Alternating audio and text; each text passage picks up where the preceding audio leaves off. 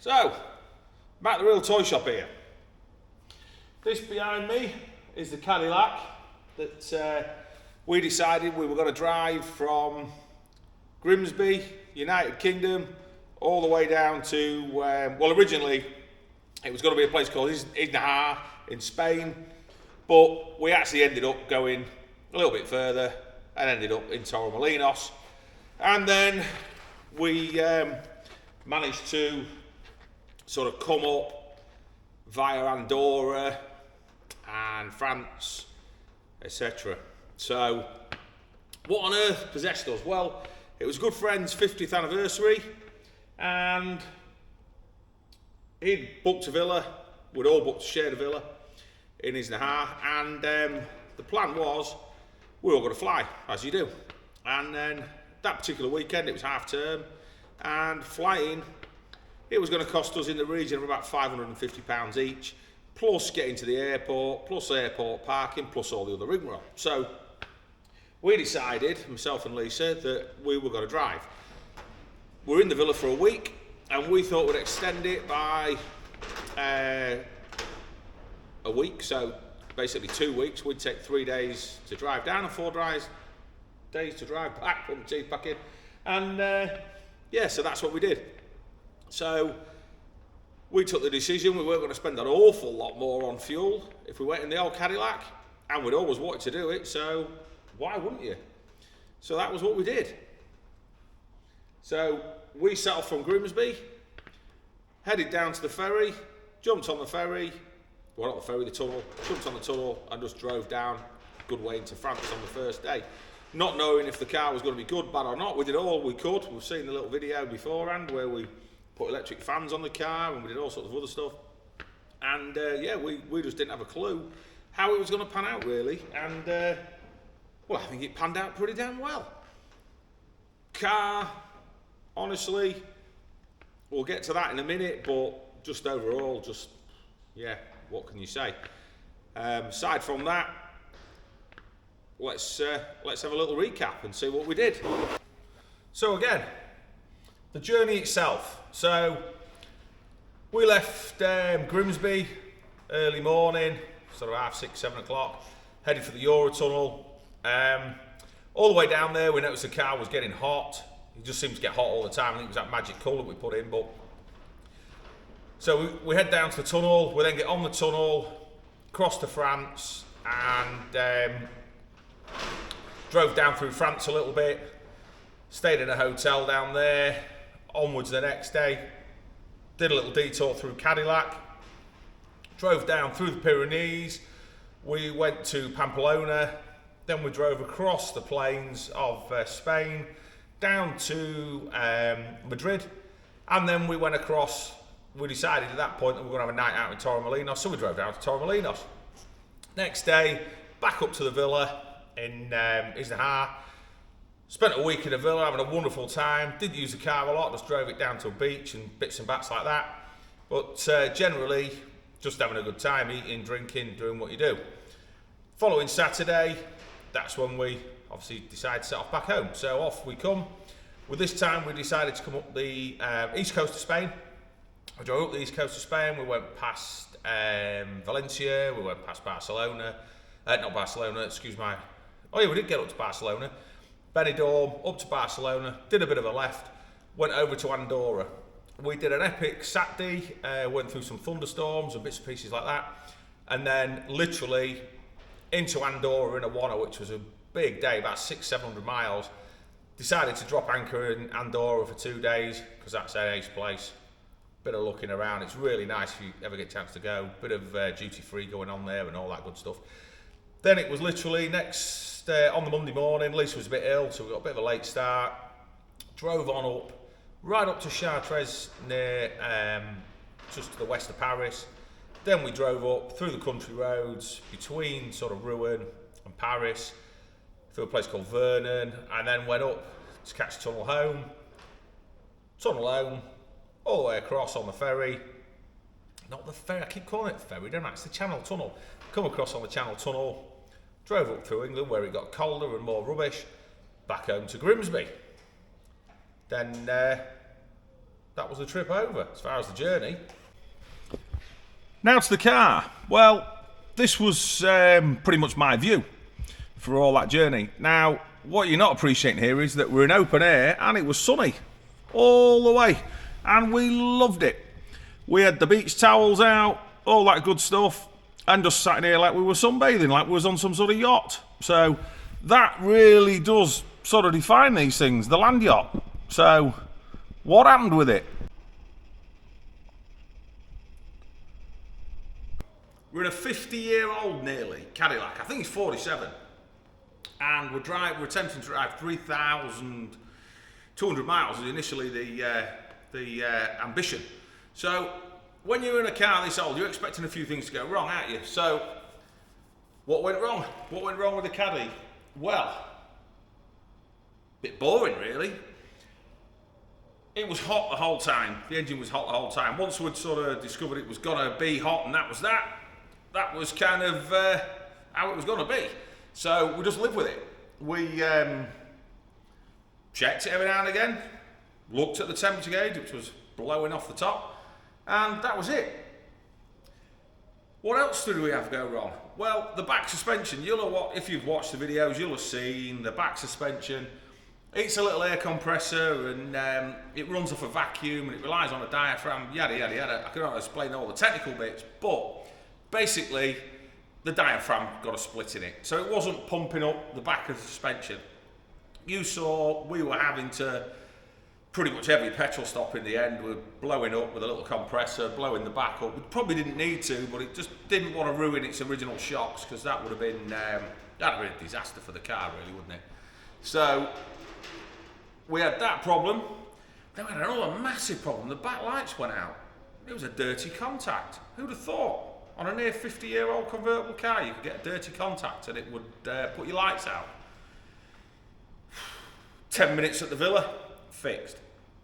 In fairness, I probably could have fixed the air suspension at the villa as well, now knowing what I know. What else did we have? I think I pointed out there was a bulb went out. Yeah, on one of the front sort of opera lights. Bulb went out. Disaster. Roof. First day in France, the roof switch. Roof went halfway up, wouldn't go up. Roof kept catching when it was coming up, when he was putting it up at the end of the day, just the window catching on the back seat, not a biggie. And yeah, cruise control, you needed to press it a bit hard to make the cruise control work. I know, serious stuff, isn't it?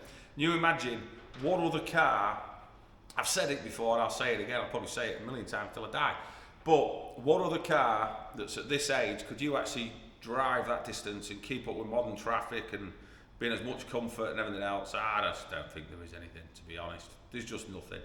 So yeah, that's pretty much the car sums it up. Everybody loved it, everyone was clapping, everyone was cheering, there's people filming on the motorways, there's lorries honking and hooting and all the rest of it. So never had a car that got that much attention and all of it positive. So yeah, thanks Caddy, you've been an absolute dream. Thought about selling you, think you're gonna have to stay. So now I'm in the back, lounging. Pretty much since we got back, car's been employed. Done a couple of proms, took someone to see Elvis the other night, and yeah, so what else have I done with the car since I got back? Nothing, just driven it. I fixed the fending suspension, fixed that. It was a diaphragm. All it needed was a puncture patch on it. It took me 20 minutes to get the pump out, and probably another 20 minutes to get it back in. 10 minutes to wait for the glue to set. So should have really done that along the way, shouldn't I, to be quite honest, but just didn't happen. So done it now, and as I say, car's done a couple of proms. Took a friend's daughter, he drove the car, and took my cousin's daughter as well, and they thoroughly enjoyed it, and it got all the attention. Again, all positive. What can you say about this car? It's something else. I've had an offer to sell the car since I've got back. I've neglected to do that. I don't really think we should. I think we should just keep the thing. it's ace. So I might reconsider at some point, but till then, let's just keep on moving on. And I guess now we want to get to those statistics, don't we? That's what we're all waiting for, to see if it's worth doing. So let's have a look at those statistics and yeah, let's have a go. So right then, if you decide to take your Cadillac from Grimsby to Torremolinos, as it turned out, and then Isnahar, and through Andorra, go on the Tobatronic, do all that good stuff, what's it going to cost you versus Ryanair? Well, let's be dead straight. Ryanair, £550 a ticket on that particular weekend, and we'd have to get to Manchester, park the car, do all the rest of it, and then we'd have to hire a car once we got to Spain as well, because we were in a sort of remote area. So basically, you're talking what? If it's 1,100 quid for your flights, plus all your other bits on top, which are going to be car parking, fuel, all that other stuff, probably going to be another 100 quid, so 1,300 quid. Then you've got to hire a car when you get there, which I believe was about 250 for the week. So what were we talking about? 1,500 quid there we're up to. And that'll need fuel in it, and one thing and another. So yeah, we're probably 1,500 quid is what it's going to cost you to go on Ryanair and be stuck with all those people, go through all that rubbish that's at airports and just all of that, right? So you have to excuse me because I'm going to be reading now from a bit of paper. So those who saw the initial mileage on one of the early videos, we have covered, and the end one obviously, we've got the end mileage there. We covered 3,352 miles. Now, our speedo was out, and we reckon by about 5% on the low side, so it could have been as much as 3,500 miles. But we're saying 3,352, that's what the car said. So, what did we use? Right, we had, I didn't work it out how many petrol stations we had. I think it was 12 petrol stations in all. Excuse me, because I'm referring to notes.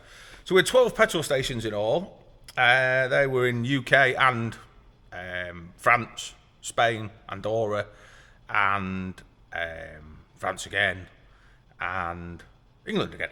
So we covered 3,352 miles. We used 1,048.85 litres of fuel. That's over a tonne. It's over a tonne of fuel. But having been an engineer on tugboats, a tonne of fuel wouldn't get you a right lot. Wouldn't get you a lot of places. Wouldn't get you anyway. Certainly wouldn't get you down there. So that works out roughly 230.71 gallons. The car did 14.53 to the gallon. If it was the 5% bit that we realised the speedo when showing 70 was actually doing 75, so it's probably racking up less miles than it would have been, that would have got us up to 15.2. So, you know, I don't think that's disastrous at all for a car like this. In fact, I think it's pretty darn good. First class cost money, yeah? Right then. So the cost of it, 14,000, put your teeth back in, Matt. 1,451 and 5 cents euros. That was what we're putting in fuel on the other side. That equates to roughly, if we're using 1.2 as an exchange rate, 1,209 quid. So, that was the euros. We also put 319 quid and 39 pence in the Blighty. So, from starting with a full tank and finishing with a full tank, look at me, I've got a shadow on me there. God, what's going on? Finishing with a full tank, altogether, £1,528.59. Now, there's tolls on top of that, and those tolls probably came to about 250, we think. Could have been a bit less. So, we're up at, if we said they're 250, we're up at £1,778 to go in a Cadillac to the south of Spain. Bear in mind, we reckon it was going to be about 1,550 quid to go on a Ryanair flight. So what we're saying is, we ran about 200 quid more to go in this Cadillac than go with Ryanair. Now, I appreciate there were some hotels along the way, but can we count those? I don't know. Are they a cost, or was I enjoying them for another reason? Don't know. But we had hotels. Say we had 4 hotels, might be £1,000, maybe. No, it wasn't as much as that. 1, 2, 3, 4, 5. No, it was nowhere near as much as that. So, do we count them? I don't think we can, because they were enjoying. They were part of the trip. Bit of oil, bit of water, probably £5 in air machines, try and pump that suspension up. So, what do you reckon? Was it worth it? Absolutely. Will we do it again? Not sure. I really, really want to. I'm always of the opinion, you know, try never to go back and do the same thing. But it was so bloody good. It'd be a shame not to. The car was just about as good as a car we could get. All the worries just disappeared as soon as we got going. So, yeah, that's it. I'm repairing. Would we do it again? Of course we would. Of course we would. So the overwhelming thoughts were we got to see a lot of Europe in a lot of sunshine in a beautiful car. Couldn't be any better than that, could it? Stayed with some great friends, had a good time. The car, said before, just stays. So, I'm not going to say it again. What's next? Well, we'll go from the sublime to the ridiculous. Next little trip that you'll see here on YouTube with this mugging. We're taking 125 bikes, myself and a little monkey, and we're going to ride from Grimsby to Stranraer in a day, and then we're going to do a lap of Ireland, and then we're going to come home again on the same bikes. So you'll have to tune into that in the future. You've got your stats now. You know what it costs you to do it. What's the biggest barrier? Getting off the settee, just trying it. We could have failed. We might not have got to Lincoln, but we didn't. We got all the way there and all the way back, and absolutely loved it. So, myself and Lisa, we'll say thanks for watching. And if you liked all this rubbish, give us a little like and subscribe. And I know it's not out there stuff for millions of people to enjoy, but we want you all to. And if there's anything we change, just drop it in the comments below and let us know. And we'll try and improve for the next one. So, monkey bikes next, 125s. Yeah, that's Matt, the Real Toy Shop, signing out. Laters.